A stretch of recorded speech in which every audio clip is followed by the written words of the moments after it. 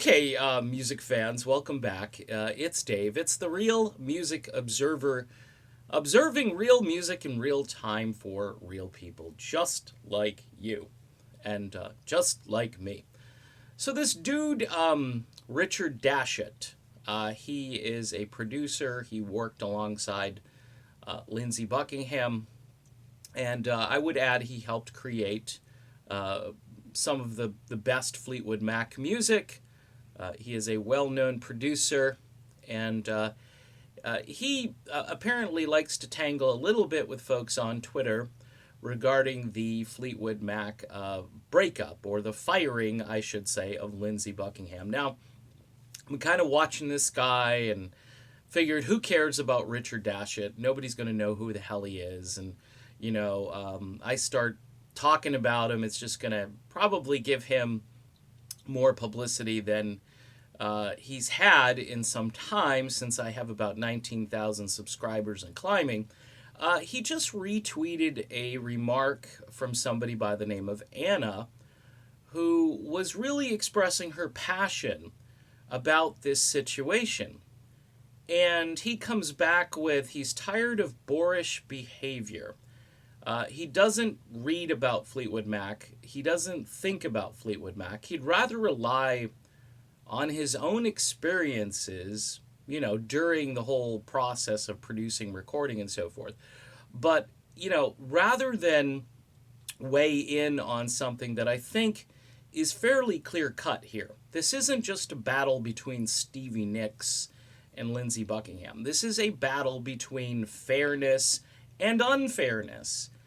Lindsey Buckingham was unfairly fired from Fleetwood Mac. So I'm not sure how it's boorish. And by the way, is he a Brit? Is Dashit a Brit? Because I don't. Brits tend to use the term boorish. You're boorish. I don't know.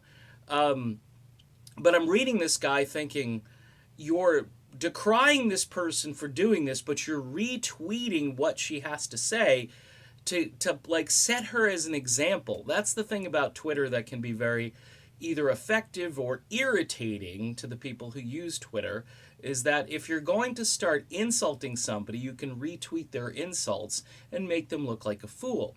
In this case, this person doesn't look like a fool. They're actually very smart and informed and passionate and care. He goes on to talk about how, well, this is, it's soap opera material. You ought to go watch the daytime soaps instead of being all boorish, talking about why Lindsey Buckingham got fired and how you feel as though that was some kind of injustice. Sorry, Richard, I think this is a little bit more important or relevant than, the daytime soaps, okay? I understand that, it sounds like you don't have time for this, that the fans really don't matter to you.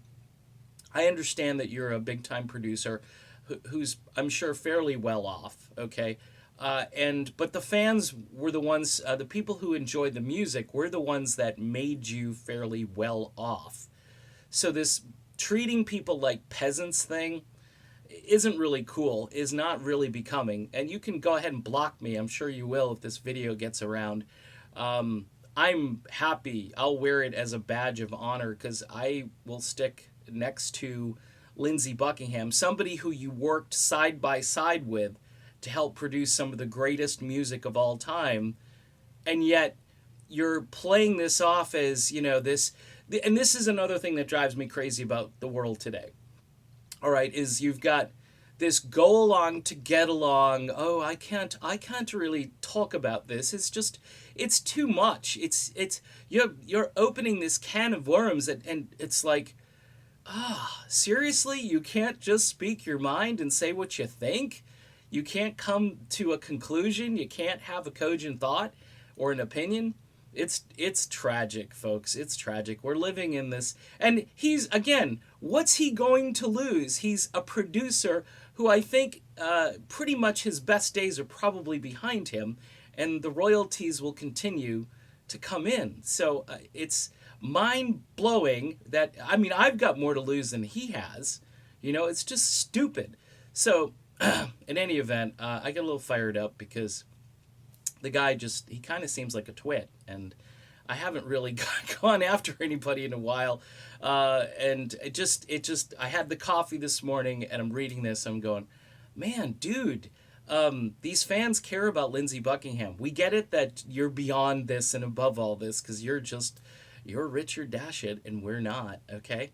So, in any event, you can go follow Richard and see what he's got to say. He's an interesting character.